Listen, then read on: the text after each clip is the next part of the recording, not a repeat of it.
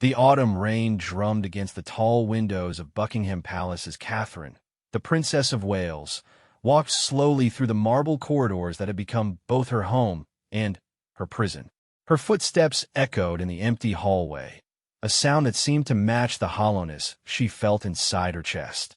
It had been 3 months since the diagnosis, 3 months since her world had turned upside down, yet she still couldn't bring herself to say the word out loud. Cancer. The very thought of it made her stomach turn. She paused at one of the grand mirrors that lined the corridor, catching sight of her reflection. The woman staring back at her looked tired, older somehow than her 41 years. The carefully applied makeup couldn't quite hide the dark circles under her eyes, and, despite her stylist's best efforts, her hair seemed to lack its usual shine. She touched her fingers gently to her cheek, wondering how long she could keep up this facade of strength and normalcy. The palace had been buzzing with activity all morning. Staff members hurried past her with clipboards and worried expressions, preparing for what everyone knew would be a difficult family meeting. The media had been relentless in their speculation about her recent absence from public engagements, and the pressure was mounting for some kind of official statement.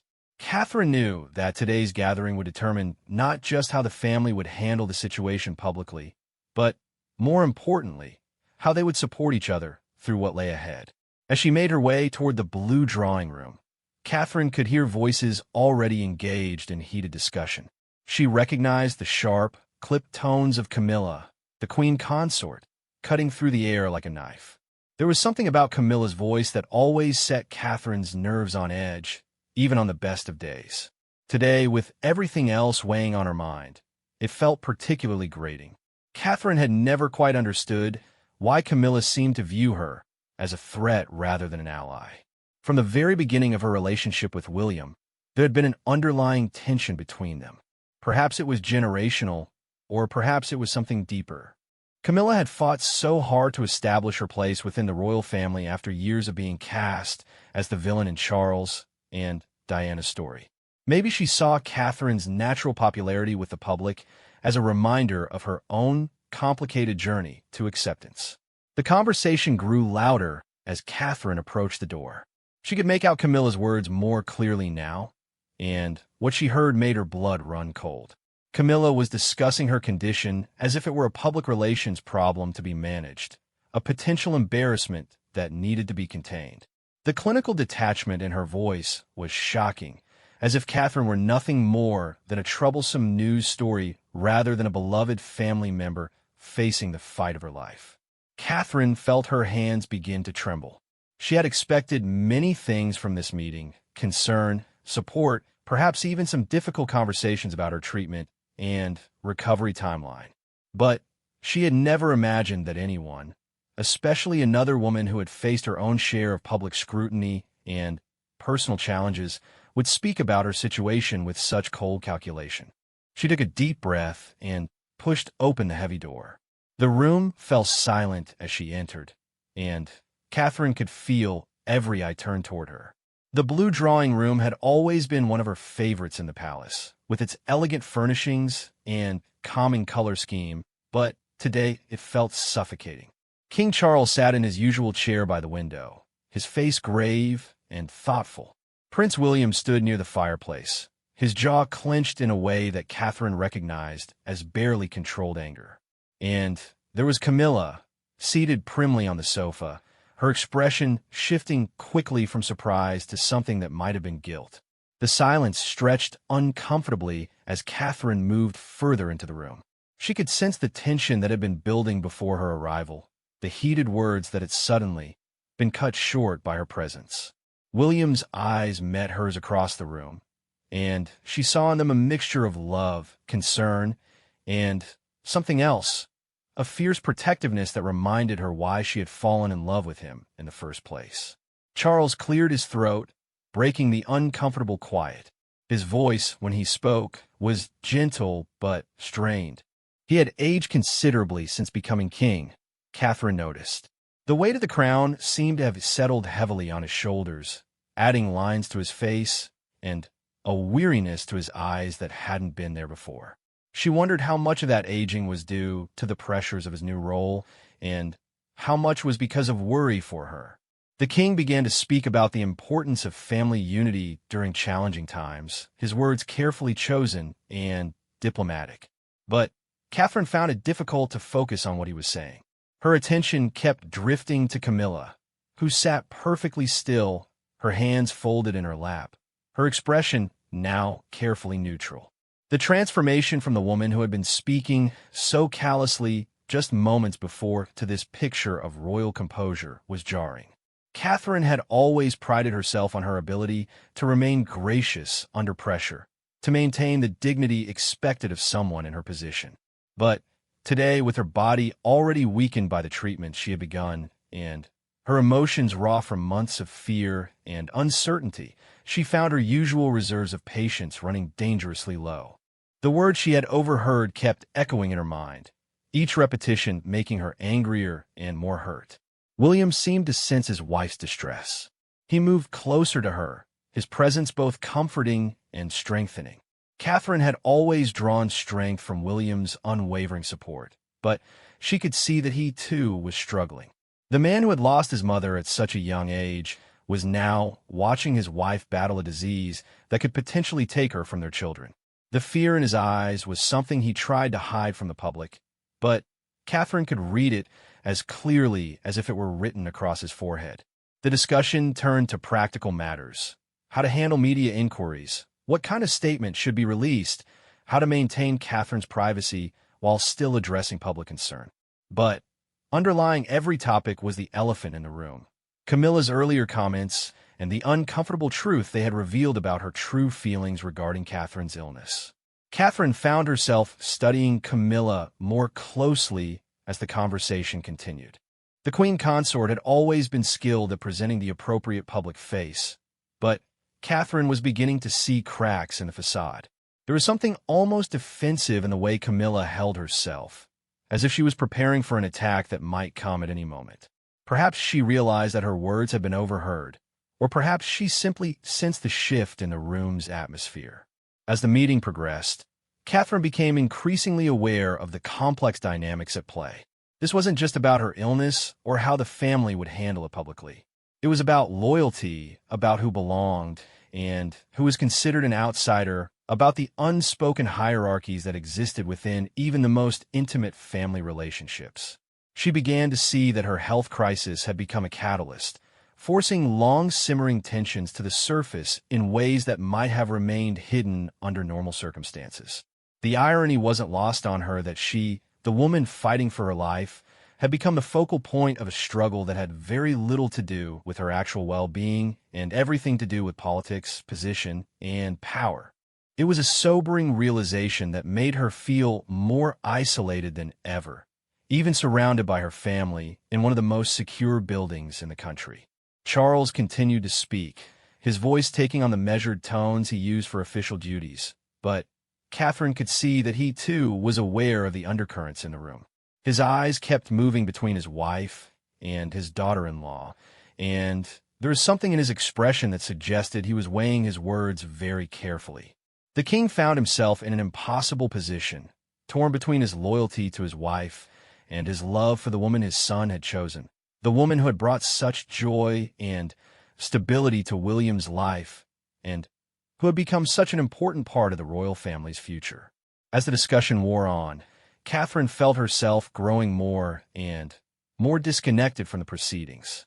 The clinical way they were discussing her life, her illness, her future, made her feel like an observer rather than a participant in her own story. She wanted to speak up, to assert herself, to demand a respect and consideration she deserved, but something held her back. Perhaps it was the ingrained habits of royal protocol, or perhaps it was simply the exhaustion that had become her constant companion since the treatments began. But as she sat there, listening to her life being dissected and analyzed, Catherine began to feel a spark of something she hadn't experienced in months: anger. Not the helpless rage she sometimes felt toward her disease, but a clean, sharp anger directed at the injustice of her situation. She was fighting the battle of her life, and Instead of receiving unconditional support from her family, she was being treated as a problem to be managed. The meeting was beginning to feel endless when William finally spoke up, his voice cutting through the diplomatic discussion like a blade. His words were measured, but there was an underlying steel in his tone that suggested he had reached the limit of his patience. Catherine looked at her husband with a mixture of surprise and pride, recognizing the moment when his natural protective instincts finally overcame his usual deference to family hierarchy. The room seemed to hold its breath as William's words hung in the air. Catherine could see Charles straightening slightly in his chair, his expression shifting from diplomatic concern to something more alert and focused. Camilla's carefully maintained composure began to show hairline cracks, her lips pressing together in a thin line that Catherine had learned to recognize as a sign of barely controlled irritation. What happened next would change everything, though none of them quite realized it in that moment. Sometimes the most significant moments in our lives announce themselves with drama and fanfare, but just as often they arrive quietly, disguised as ordinary conversations in familiar rooms. This was one of those moments, unremarkable on the surface, but destined to alter the relationships and dynamics within one of the world's most watched families in ways that would ripple outward for years to come. As Catherine sat in that elegant room, surrounded by centuries of royal history and tradition, she had no way of knowing that she was about to witness something unprecedented. But she could feel the electricity in the air, the sense that something fundamental was about to shift. The careful balance that had been maintained for years was about to tip, and when it did, nothing would ever be quite the same again. That William's voice grew stronger as he continued speaking, and Catherine could see the transformation taking place before her eyes. This wasn't the diplomatic prince who had been trained from birth to avoid confrontation and maintain harmony at all costs. This was a husband and father who had been pushed beyond his breaking point, watching the woman he loved struggle with a life-threatening illness while being treated as nothing more than a public relations challenge. His words were directed primarily at Camilla, though he was careful to maintain a respectful tone that acknowledged her position as queen consort. But beneath that respect, there was an unmistakable edge of steel. William spoke about loyalty, about what family truly meant, about the difference between supporting someone through their darkest hour and treating them as an inconvenience to be managed. Each word was carefully chosen, but their collective impact was devastating. Catherine watched Camilla's face as William spoke, noting the subtle changes in her expression. The queen consort's initial surprise gave way to defensiveness, then to something that looked almost like hurt.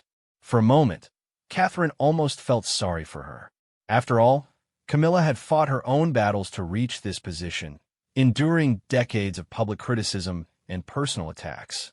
Perhaps her clinical approach to Catherine's illness was simply her way of protecting herself from getting too emotionally invested in a situation she couldn't control. But then, Catherine remembered the coldness in Camilla's voice when she had spoken about her condition, the way she had reduced Catherine's suffering to nothing more than a series of strategic considerations. The sympathy she had briefly felt evaporated, replaced by a renewed sense of hurt and betrayal. This wasn't about protecting herself from emotional pain. This was about something much more fundamental and much more troubling. Charles had remained silent throughout William's speech, but Catherine could see the internal struggle playing out across his features. His jaw worked silently as he processed his son's words, and his eyes moved constantly between William and Camilla, as if he were watching a tennis match where he couldn't decide which player to root for. The king was caught in an impossible position, torn between his roles as husband, father, and sovereign. When William finally finished speaking, the silence in the room was absolute. It was the kind of silence that seemed to have weight and texture, pressing down on everyone present like a physical force. Catherine could hear her own heartbeat in her ears, and the distant sound of rain still pattering against the windows. Somewhere in the palace, a clock chimed the hour, its resonant tones seeming to mark the end of one era and the beginning of another. Camilla was the first to break the silence, her voice carefully modulated, but carrying an undertone of indignation that she couldn't quite suppress. She began to defend herself, explaining that her concerns were purely practical, that someone had to think about the bigger picture and consider the impact on the monarchy as a whole. Her words were reasonable on the surface, but there was something in her tone that suggested she felt she was being unfairly attacked for simply being realistic about a difficult situation. As Camilla spoke, Catherine found herself studying the woman who had become such a significant figure in her life through marriage. The queen consort was undeniably intelligent and politically astute, qualities that had served her well during her long journey from royal mistress to royal wife. But there's also something calculating about her, a tendency to view every situation through the lens of how it might affect her own position and status. Catherine had tried, over the years, to build a genuine relationship with Camilla. She had hoped that their shared experience of marrying into the royal family, of navigating the complex expectations and protocols that came with their positions, might form the basis of a real friendship. But those hopes had gradually faded as it became clear that Camilla saw their relationship as fundamentally competitive rather than collaborative. The queen consort's defense continued, growing more elaborate and more defensive with each passing moment. She spoke about duty and responsibility, about the need to protect the institution of the monarchy above all else. Her arguments were logically sound, but they completely missed the emotional reality of the situation. This wasn't just about public relations or institutional protection. This was about a young mother facing a potentially fatal illness while trying to maintain her strength for her children and her husband. William's patience, already stretched to its breaking point, finally snapped. His response to Camilla's defense was swift and devastating, cutting through her carefully constructed arguments like a sword through silk. He spoke about love and loyalty, about the difference between protecting the institution and protecting the people who gave that institution its meaning and purpose. His voice rose slightly as he talked about his children, about what they needed from their family during this frightening time, about the kind of support Catherine deserved as she fought for her life. Catherine felt tears prick at her eyes as she listened to her husband defend her with such passion and conviction. In that moment, all the fear and uncertainty of the past months seemed to crystallize into something sharper and more focused. This wasn't just about her illness anymore. This was about fundamental questions of loyalty, love, and what it truly meant to be a family. The argument between William and Camilla continued to escalate, with each participant becoming more entrenched in their position. Camilla maintained that her approach was the most responsible and practical, while William insisted that compassion and emotional support were far more important than strategic considerations. Their words grew sharper, their tones more hostile, until Catherine began to worry that irreparable damage was being done to relationships that would need to be maintained for decades to come. Throughout this increasingly heated exchange, Charles remained notably silent. Catherine could see the anguish in his face as he watched his son and his wife tear into each other with increasing viciousness. The king was witnessing the destruction of the carefully maintained harmony he had worked so hard to build within his family, and he seemed paralyzed by the magnitude of the conflict unfolding before him. Catherine understood Charles's dilemma better than most. She had watched him struggle for years to balance his love for his sons with his commitment to Camilla, to find ways to honor both his past and his present. He had worked tirelessly to integrate Camilla into the family structure, to help the public accept her as queen consort, and to build bridges between her and his children.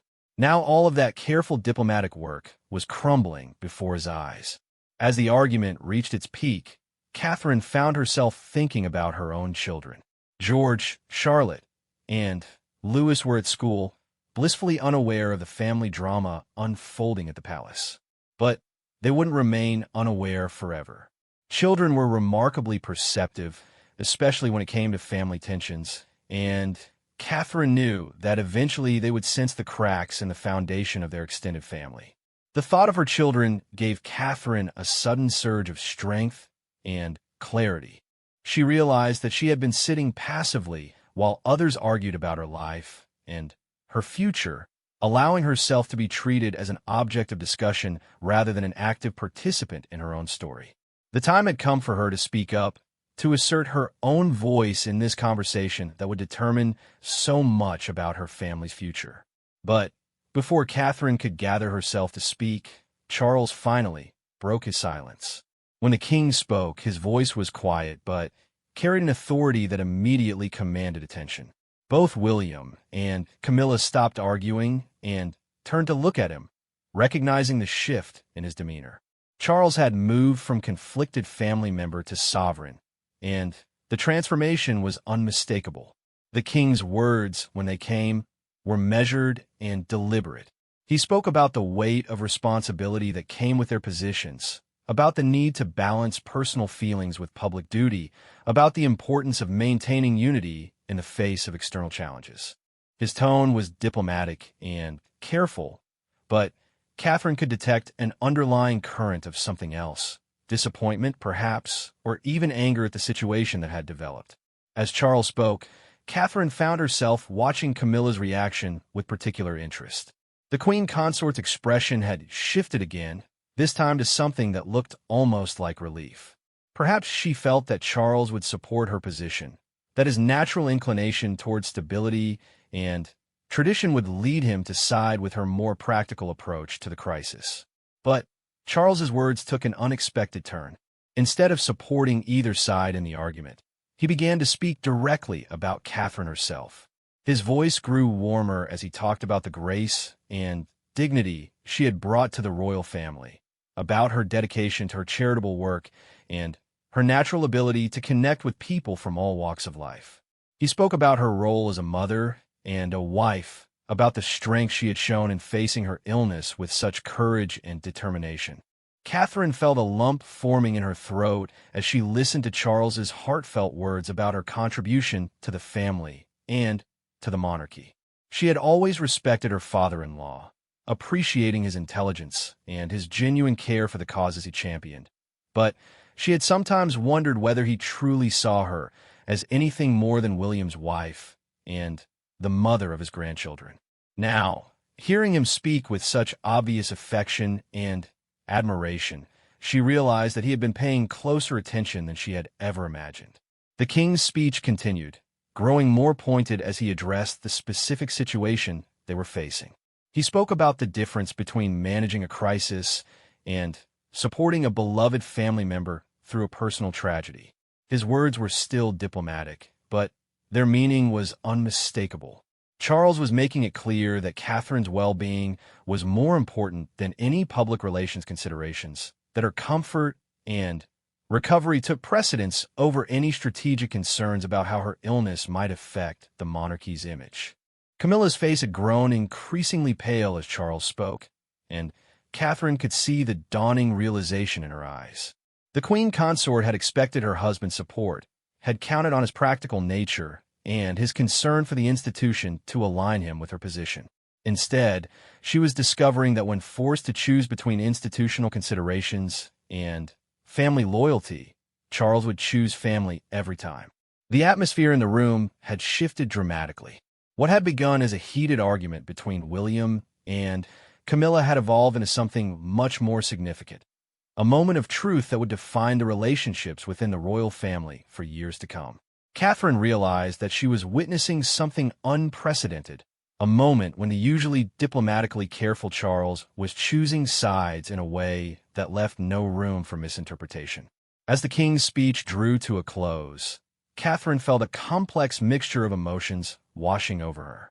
Relief, certainly, at having her value to the family so clearly affirmed by someone whose opinion carried such weight. Gratitude toward both Charles and William for their support during her most vulnerable time. But also a deep sadness at the realization that this moment of clarity had come at such a cost, that relationships might be permanently damaged by the truths that had been spoken in this room. The silence that followed Charles's speech was different from the earlier quiet moments in the meeting. This wasn't the tense silence of an argument about to erupt, but rather the heavy quiet of a moment when everyone present understood that something fundamental had changed. Lines had been drawn, loyalties had been declared, and the comfortable ambiguity that had previously characterized certain family relationships had been swept away. Catherine looked around the room at the three people who had shaped so much of her adult life. William stood tall and proud, his earlier anger replaced by something that looked like satisfaction mixed with sorrow. Charles sat quietly in his chair, the weight of his decision evident in every line of his face. And Camilla remained frozen on the sofa, her carefully constructed composure finally beginning to crack as the full implications of what had just occurred began to sink in.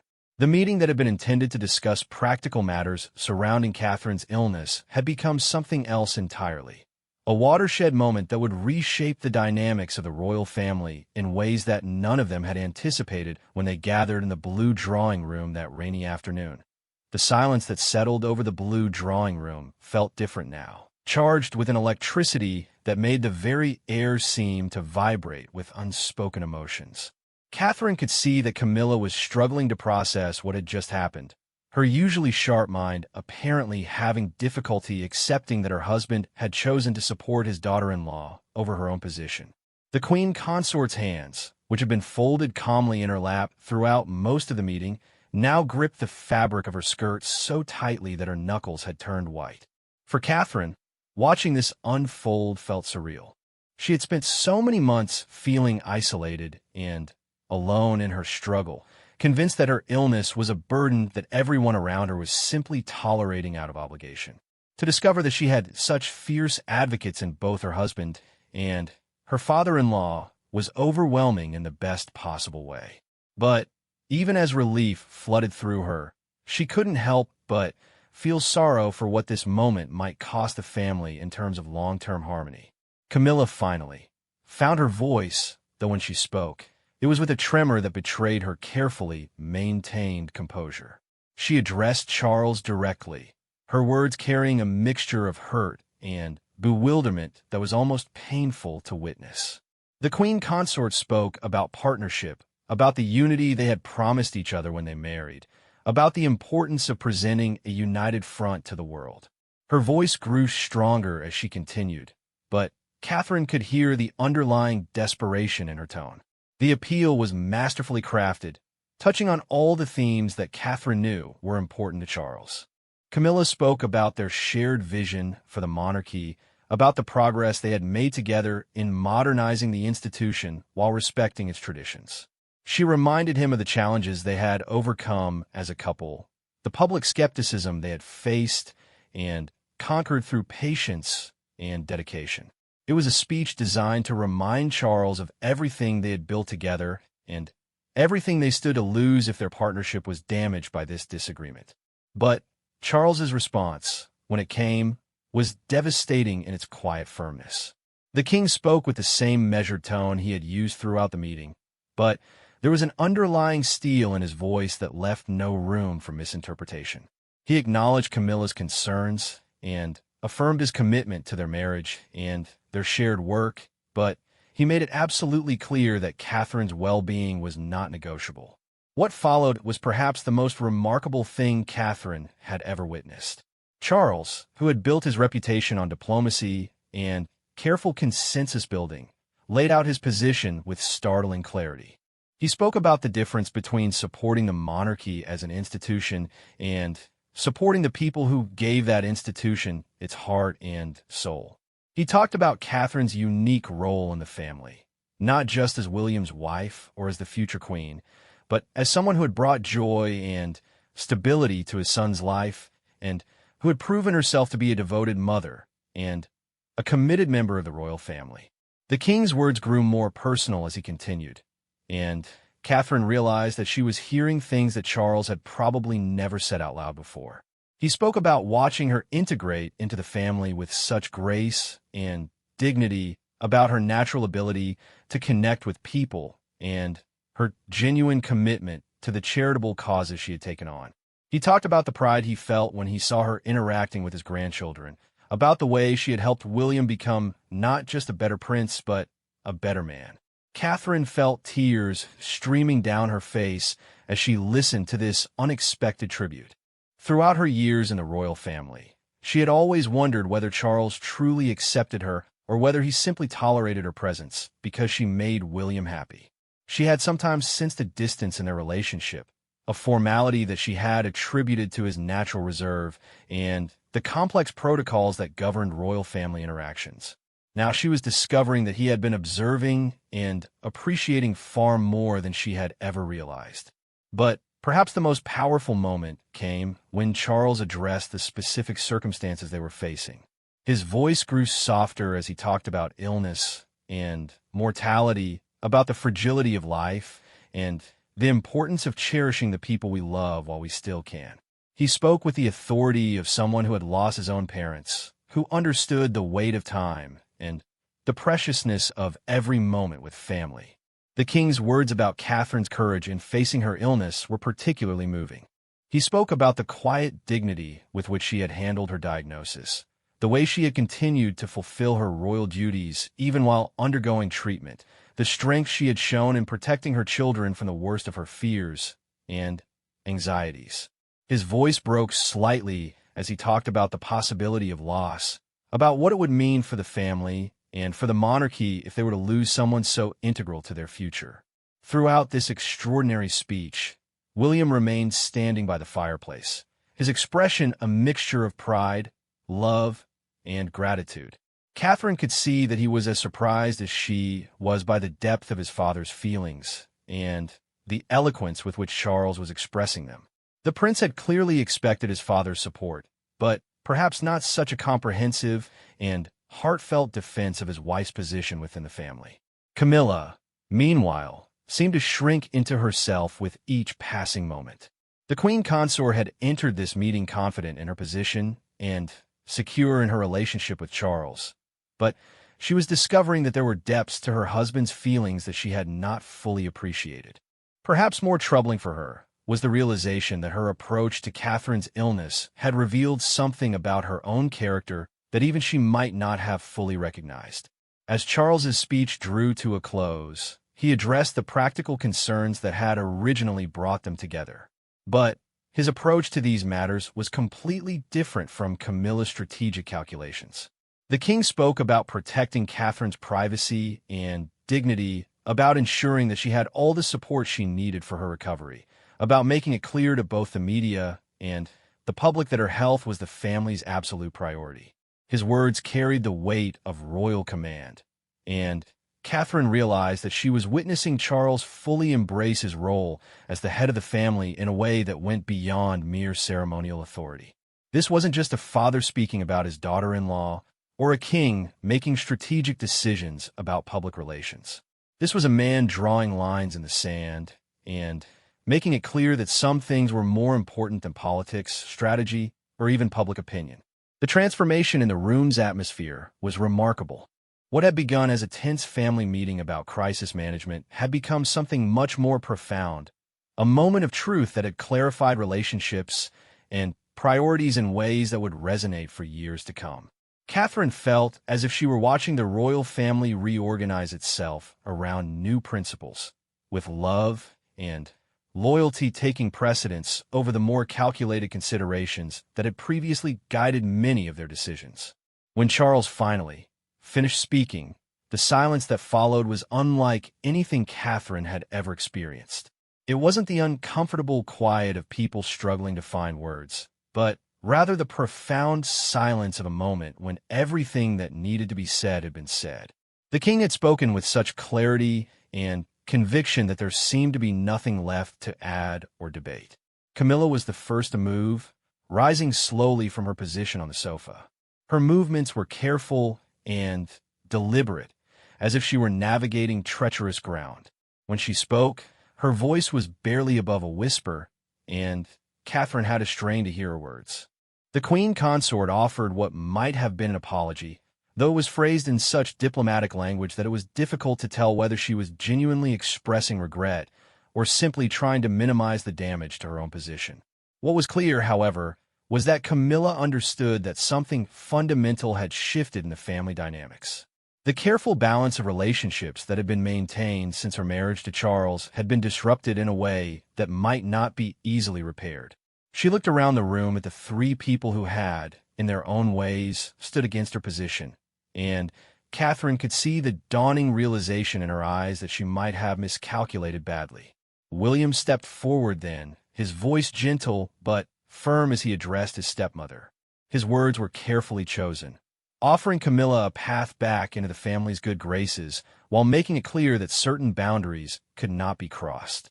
The prince spoke about understanding the pressures they were all under, about the difficulty of balancing personal feelings with public responsibilities, but he also made it abundantly clear that Catherine's well-being was not subject to negotiation. Catherine watched this exchange with a mixture of admiration and sadness. She could see that William was trying to be generous, to offer Camilla an opportunity to rebuild the relationships that had been damaged by her earlier comments. But she could also see that some wounds might be too deep to heal quickly, that trust once broken might take years to fully restore. The meeting began to wind down after that, with practical arrangements being discussed in much more subdued tones.